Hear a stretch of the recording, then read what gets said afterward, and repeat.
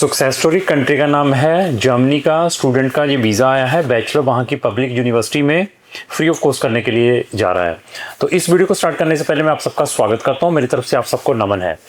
तो सबसे पहले स्टूडेंट की प्रोफाइल के बारे में डिस्कस करेंगे, कितनी यूनिवर्सिटीज़ में अप्लाई किया था उनके बारे में भी डिस्कस रहेगी, स्टूडेंट ने क्या क्या चैलेंजेस फेस किए हैं, इन सब चीज़ों के बारे में इस वीडियो के अंदर हमारी डिस्कशन रहेगी। अगर आपने जर्मनी में पब्लिक यूनिवर्सिटीज़ में पढ़ने के लिए जाना है फ्री ऑफ कॉस्ट, वो भी इंग्लिश शॉर्ट प्रोग्राम में, तो इससे रिलेटेड हमारी दो डेडिकेटेड प्लेलिस्टें हैं, फ्री स्टडी इन जर्मनी और सक्सेस स्टोरी ऑफ जर्मनी। दोनों के लिंक मैंने डिस्क्रिप्शन बॉक्स में लगाए हैं, वहाँ जाकर आप हमारी जर्मनी से related number of videos watch करें, फ्री ऑफ कॉस्ट, फ्री में नॉलेज लें और उसके बाद डिसाइड करें कि आपने अपना जो केस है कौन से कंसल्टेंट के थ्रू प्रोसेस करना है।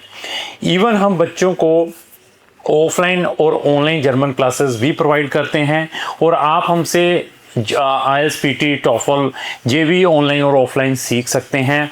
और इसमें भी हम ड्रास्टिकल डिस्काउंट प्रोवाइड करते हैं स्टूडेंट्स को जो अपनी वीज़ा फाइल भी हमारे थ्रू प्रोसेस करता है। तो सबसे पहले स्टूडेंट की प्रोफाइल के बारे में डिस्कस करेंगे। स्टूडेंट की एज 19 साल है, इसने अपनी 12th PCB physics chemistry bio और स्टेट बोर्ड का स्टूडेंट है, जिसके अंदर इसके 87% मार्क्स हैं। इसके बाद स्टूडेंट ने 1 साल यहाँ पर भी स्टडी की हुई है, क्योंकि 13 साल की स्टडी रिक्वायर्ड रहती है जर्मनी के अंदर। तो जो 13 ईयर्स है वो इसने अपने बैचलर इन लेबोरेटरी टेक्नीशियन में की हुई है फर्स्ट ईयर, उसके अंदर भी इसका CGPA 7.7 है समथिंग। और स्टूडेंट ने ये देखिए कि IELTS भी किया हुआ है, जिसमें 6.5 IELTS है। और इंटरेस्टिंग चीज़ क्या है कि बहुत ऐसे एक्सेप्शनल स्टूडेंट मिलते हैं जिन्होंने जर्मन लैंग्वेज भी साथ में सीखी हो। तो इस स्टूडेंट ने जर्मन भी B1 किया हुआ है यहाँ पर, और एक्स्ट्रा ऑर्डिनरी स्टूडेंट है। इस स्टूडेंट का रेड कार्पेट वेलकम है जर्मनी की हर एक यूनिवर्सिटी के अंदर। जैसे इसने यहाँ पर जर्मन सीखी हुई है तो इसका वहाँ पर सर्वाइवल बहुत इजी है। और जर्मनी में जाने के बाद स्टूडेंट को सबसे बड़े जो चैलेंजेस है जर्मन लैंग्वेज हैं, आइदर वो जॉब्स के लिए है या वहाँ पर कोई कम्युनिकेशंस के लिए है। लेकिन इसकी जो इंटायर स्टडी है वो टोटल फ्री ऑफ कॉस्ट है, वो भी इंग्लिश के अंदर है। जो ये स्टूडेंट है हमारे पास भी आया और हम इस स्टूडेंट को भी प्राइवेट यूनिवर्सिटी रिकमेंड कर सकते थे।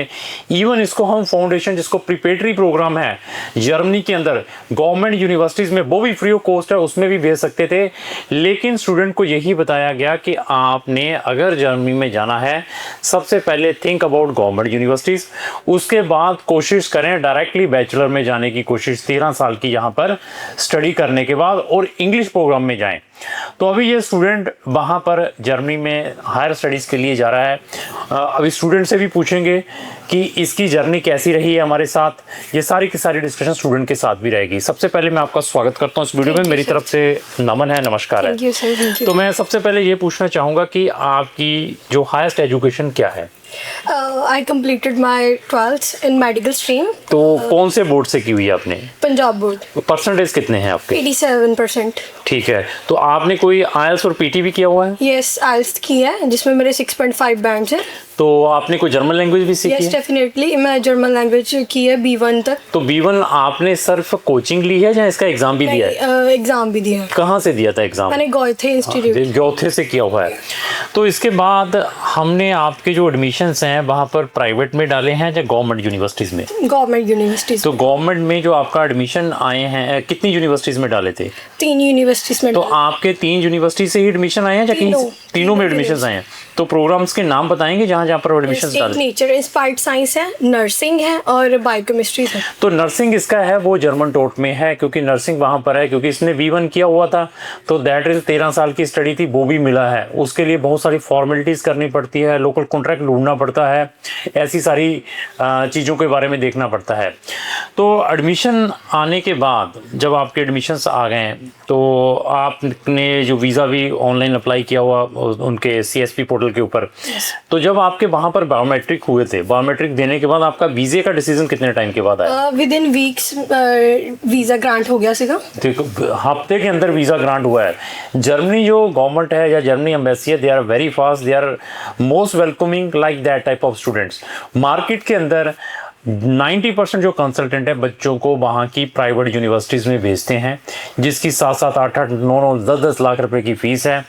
और बहुत सारे कंसल्टेंट आपको गलत प्रोग्राम्स में भेज देते हैं कि प्रिपरेटरी वहाँ पर प्राइवेट में जाकर कर लें, उसमें भी बच्चों को रिफ्यूज़ल्स देखने को मिलती है। अगर आपका जर्मनी का किसी भी यूनिवर्सिटी से एडमिशन रिजेक्टेड है, जहाँ आपका जर्मनी का स्टडी वीज़ा रिजेक्टेड है, और आप दोबारा कोई ऑप्शन चाहते हैं कि क्या आप जर्मनी में जा सकते हैं, तो मैं आपसे स्ट्रांगली रिकमेंड करूंगा कि आप मुझे अपनी प्रोफाइल असेसमेंट के लिए भेजें। अगर आपकी एलिजिबिलिटी बनती होगी गवर्नमेंट यूनिवर्सिटीज़ की, तो हम आपको इमीडिएटली बताएंगे कि आपकी एलिजिबिलिटी बनती है, तो आपको ये प्रिकॉशंस लेने पड़ेंगे। अगर आपकी प्रोफाइल वीक है, वीक में भी आपके परसेंटेज अगर आपके परसेंटेज कम है, तो हम आपको बताएंगे, तो आपको ये चीज़ें करनी पड़ेगी। अगर आप कोई इंटरनेशनल एग्ज़ाम दे देते हैं, जैसे GMAT है, GRE है, SAT है, तो उसके थ्रू भी आपके एडमिशन के चांसेस बढ़ सकते हैं। ऐसे बहुत सारे प्रिकॉशंस भी हम स्टूडेंट्स को प्रोवाइड करते हैं। तो ओवरऑल जर्नी कैसी रही हमारी टीम के साथ? आइदर जो आपका वीज़ा अप्लाई करने वाला था, जहाँ हम थे, तो कैसी जर्नी रही कंप्लीट? जर्नी बहुत अच्छी रही, कोऑपरेटिव थे। whenever I call anybody in your ऐसा तो नहीं लगता था कि जैसे एजेंट्स वाला माहौल हो, कोई फैमिली वाला माहौल था? बिल्कुल नहीं, फैमिली वाला माहौल था। जब भी मैंने कॉल किया कोई क्वेरी के लिए, सभी चीज़ का सल्यूशन मेरे को ऑन द टाइम दिया गया। एंड मेरे अकॉर्डिंग अपनी फाइल बेस्ट एजेंट के पास देना ही एक प्रोसेस के वीज़ा ग्रांट होने के होता है कि हाँ, अगर अच्छे कंसल्टेंट को अपने फाइल दे दिया, वहाँ से ही पता चल जाता है कि हाँ, हमें वीज़ा मिल जाएगा। तो इसके अलावा मैं कुछ और चीज़ें पूछना चाहूँगा। ड्यूरिंग द एडमिशन और ड्यूरिंग द एम्बेसी प्रोसेस आपकी कोई इंटरव्यू हुई है? नहीं, कोई इंटरव्यू नहीं थी, ना एडमिशन के टाइम ना वीज़ा के टाइम। तो इंटरेस्टिंग चीज़ देखिए कि जर्मनी में क्या है, कोई इंटरव्यू नहीं है किसी भी स्टूडेंट की, आइदर एडमिशन गवर्नमेंट यूनिवर्सिटीज़ में और वीज़ा के लिए। ये भी एक बहुत बड़ा रिलैक्स है इंटरनेशनल स्टूडेंट्स के लिए। और कोई ओल्ड फंड की रिक्वायरमेंट नहीं है, कोई ITR की रिक्वायरमेंट नहीं है, जस्ट आपने अपने ब्लॉग अकाउंट में फ़ंड दिखाने हैं। इन चीज़ों को भी आपने अपनी माइंड में रखना है जब भी आपने अपना जो केस प्रोसेस करना है। तो अभी इंटरव्यू नहीं भी थी, क्या हमने फिर भी आपको इंटरव्यू के टिप्स प्रोवाइड किए थे? यस, डेफिनेटली मुझे इंटरव्यू के टिप्स प्रोवाइड किए थे। आपने एक शॉर्ट इंटरव्यू भी मेरे साथ डेमो के अकॉर्डिंग की थी। तो ये भी हम जरूर बच्चे को बताते हैं randomly, maybe they can call to the student से during the submission they can ask number of documents कि ये कौन सा डॉक्यूमेंट है।